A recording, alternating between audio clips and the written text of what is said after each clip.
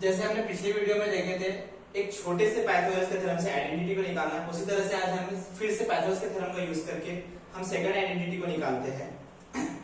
जैसे जिस तरह से ये राइट एंगल ट्रायंगल है एबीसी, उसी तरह से सेम हम इसमें पिछली बार की तरह से फिर से हम पाइथागोरस का थ्योरम लगाते हैं। जैसे कि इस ट्रायंगल में, इन ट्रायंगल एबीसी में हमें पता है कि एंगल बी जो है वो 90 डिग्री है, और हमें पता है कि जब भी 90 डिग्री का एंगल होता है तो हम उसमें पाइथागोरस लगाते हैं।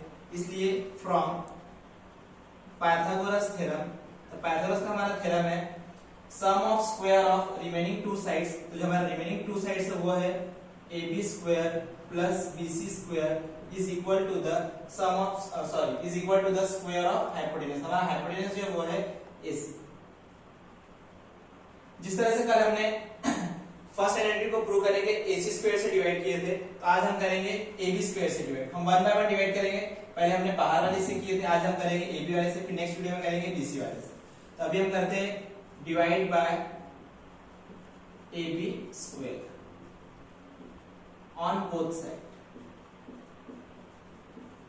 ज्यादा कुछ नहीं करना है इसमें, सिर्फ इस साइड को एज इट इज लिख दो, ab square plus bc square is equal to ac square.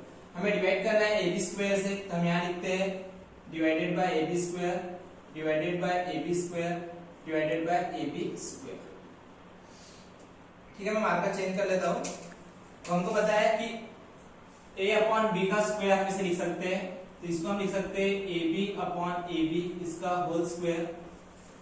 उसी तरह से bc अपॉन ab इसका whole square, same ac upon ab इसका whole square.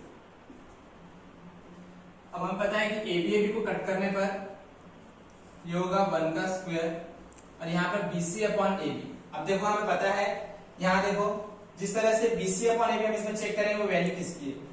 bc upon ab जो ये वैल्यू है वो है cot थीटा की। तो हम इस cot थीटा को इस bc अपॉन ab की जगह पर लिखेंगे। ये देखो bc अपॉन ab जो है वो है cot थीटा, तो हम यहाँ लिखते हैं cot थीटा इसका होल स्क्वायर। उसी तरह से ac अपॉन ab, अब हम देखेंगे ac अपॉन ab जो है वो वैल्यू है cosec थीटा की, तो हम यहाँ लिखते हैं ac अपॉन ab की जगह पर cosec थीटा। हमें पता है 1 का स्क्वायर 1 होता है, और वेरिएबल का स्क्वायर वेरिएबल, उसी तरह से cot थीटा का स्क्वायर होगा cot स्क्वायर थीटा, और cosec स्क्वायर होगा cosec स्क्वायर थीटा। ये हो गई हमारी सेकंड आइडेंटिटी। जिस तरह से हमने पहली बार में ac स्क्वायर से डिवाइड किया था और सेकंड टाइम में हमने ab स्क्वायर से डिवाइड किया था, अब हमारा रिमेनिंग है bc स्क्वायर। तो उसी तरह से अब हम bc स्क्वायर से डिवाइड करेंगे दोनों साइड में, तो हम यहाँ लिखते हैं divide by bc square on both side. ऐसा करने पे हमें तीसरी आइडेंटिटी मिलेगी। तो सबसे पहले हम दोनों साइड पे एज इट इज लिख लेते हैं, ab square plus bc square is equal to ac square. हमें डिवाइड करना है bc स्क्वायर से, तो जाहिर सी बात है हम सबके डिवाइड में bc स्क्वायर लिख देते हैं, bc square bc square bc square. अब देखो अब हमें मिलेगा, हमें पता है a square upon b square उसका होल स्क्वायर होता है a अपॉन b का होल स्क्वायर। उसी तरह से ab square upon bc square इसका होल स्क्वायर होगा ab अपॉन bc का होल स्क्वायर।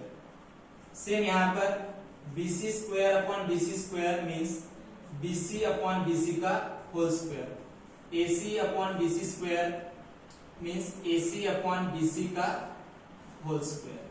अब हमें पता है हम ट्रिग्नोमेट्रिक रेशियो के हिसाब से आएंगे। अब हम देखेंगे ab अपॉन bc जो वो किसकी वैल्यू है। अब हम देखते हैं ab upon bc, ab upon bc जो है वो वैल्यू है tan थीटा की, तो हम इस ab अपॉन bc की जगह पर लिखते हैं tan थीटा।